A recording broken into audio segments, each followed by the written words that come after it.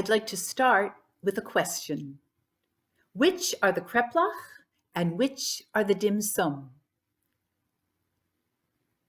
I once asked an audience, what's the difference between Shabbat in your community and Shabbat in Hong Kong? And someone yelled out, well, in Hong Kong, the Jews go out for American food. So we've noted one similarity between the two cultures, and we're going to explore some others. I offer this presentation in light of my experience working with the Jews of China. I was the cantor for the United Jewish Congregation of Hong Kong, and I officiated at the first bar mitzvah ever celebrated in Beijing.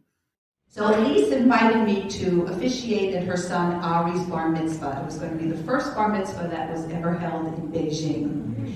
Now Ari's dad, Michael Lee, his family was from China. When the communists took over in 1949, they fled China and they eventually made their way to New York.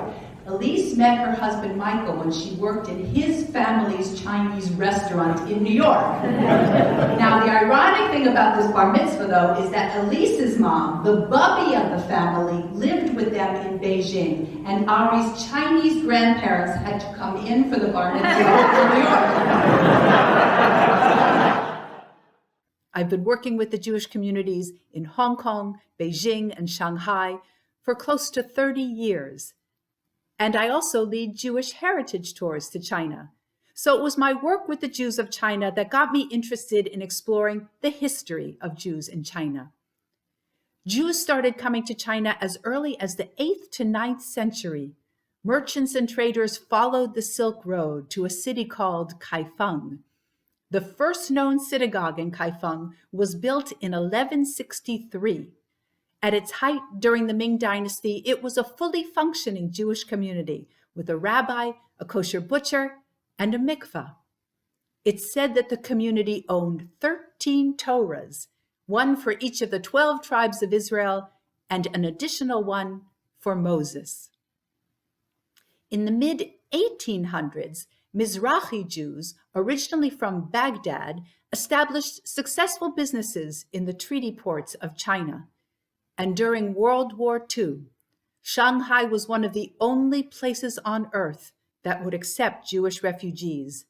As a result, 20,000 European Jews survived the Holocaust by finding shelter in Shanghai. During one of my recent Jewish heritage tours to China, we visited the Temple of Heaven Park in Beijing and came across a group of Chinese that gathered together to sing Chinese songs. Here they are.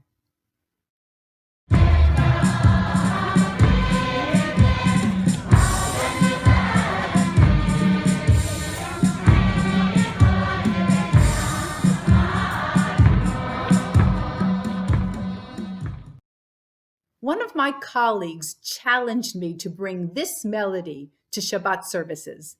And I took him up on his challenge because, after all, Jewish music has been influenced by the music in the countries where Jews have lived all over the world for centuries.